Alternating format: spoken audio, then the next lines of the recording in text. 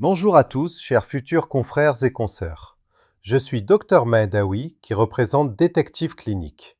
Bienvenue dans cette nouvelle enquête diagnostique. Aujourd'hui, on va laisser les manuels poussiéreux de côté. On va plutôt enfiler notre casquette d'investigateur pour décortiquer un vrai grand classique des examens de certification, l'hyperprolactinémie induite par les antipsychotiques. C'est le genre de dossier qui peut sembler lourd au premier abord. Mais honnêtement, une fois qu'on a saisi la mécanique de base, c'est d'une logique implacable. Allons-y. Au programme de notre plan d'enquête aujourd'hui, on commence par l'enquête clinique. On enchaîne avec le mécanisme des freins et hormones, puis on passe en revue les indices diagnostiques. On appliquera tout ça sur un premier cas clinique avant de dévoiler le fameux piège de l'examen.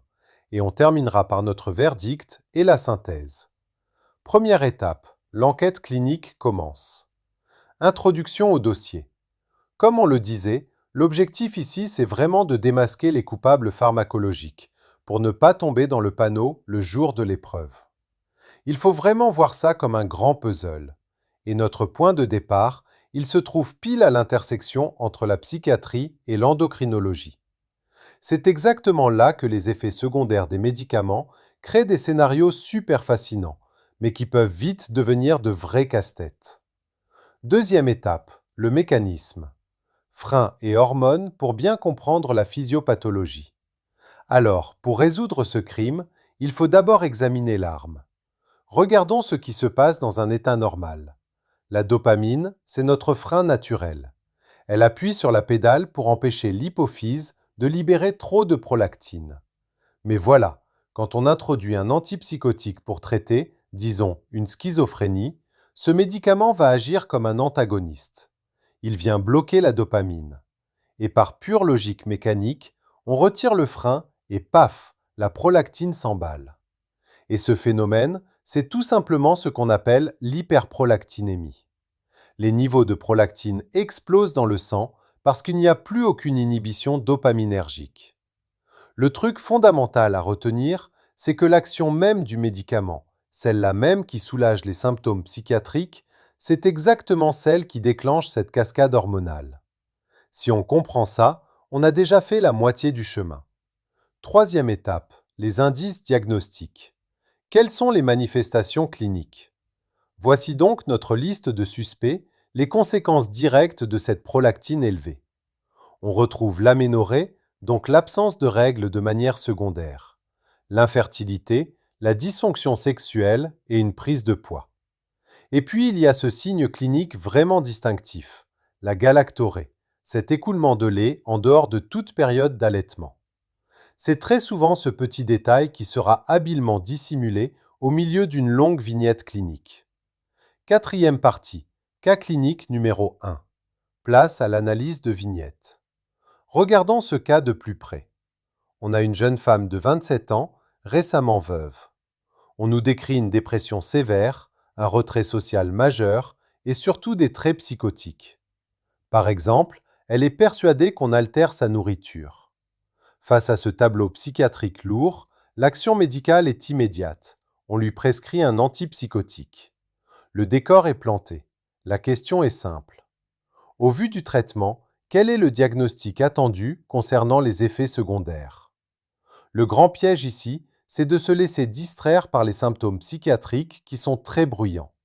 Il faut vraiment garder l'œil rivé sur notre arme du crime, le traitement lui-même. Et la réponse attendue, c'est l'aménorrhée. Le jour de l'examen, la bonne réponse ne sera presque jamais le mot hyperprolactinémie servi sur un plateau d'argent. On va vous demander de faire le lien. Le médicament fait monter la prolactine, ce qui, à son tour, provoque l'aménorrhée. C'est ce raisonnement à double détente qu'il faut absolument automatiser. Cinquième partie, le piège de l'examen. Le mystère de la risperidone. Le contexte change du tout au tout ici.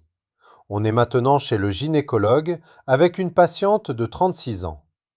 Motif de consultation, 3 mois d'aménorrhée et une baisse de la libido. Au premier coup d'œil, on pense direct à un souci purement gynéco ou endocrinien. Sauf que l'indice en or massif est dans ses antécédents. Il y a 5 mois, elle a été hospitalisée pour une dépression sévère avec des traits psychotiques et son traitement a été maintenu depuis. Alors, parmi une longue liste de médicaments possibles, lequel est très probablement responsable de ces symptômes aujourd'hui? Les concepteurs d'examen adorent glisser plusieurs antipsychotiques dans les choix pour semer le doute. Et voici l'explication. En règle générale, les antipsychotiques dits typiques de première génération causent cette hyperprolactinémie par leur fort blocage de la dopamine. Les atypiques, eux, ont été développés justement pour limiter ces effets secondaires. Mais attention, il y a une énorme exception, le vrai traître de la bande, la risperidone. Elle est classée comme atypique, mais elle bloque la dopamine avec tellement de force qu'elle se comporte exactement comme un typique sur la prolactine.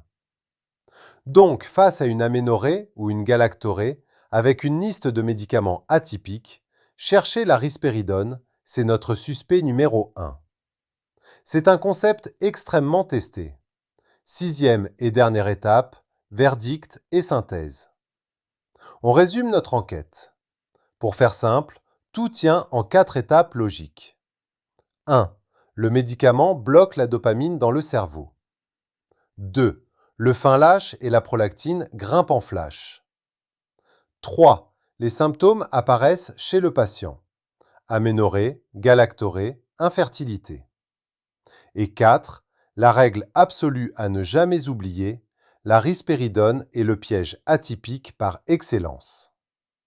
La prochaine fois qu'un dossier clinique un peu tordu se présentera, que ce soit sur l'écran d'un examen ou en pleine consultation, le vrai défi sera de regarder au-delà du symptôme apparent pour démasquer le vrai responsable pharmacologique. Sera-t-il possible de repérer ce piège de la risperidone caché au milieu d'un cas complètement atypique? En maîtrisant ces petits mécanismes, la clinique devient un jeu d'enfant. C'était notre dossier du jour. On se retrouve très vite pour décortiquer une nouvelle enquête médicale. Aku ingin menjadi mimpi indah dalam tidurmu. Aku ingin menjadi sesuatu yang mungkin bisa kau rindu.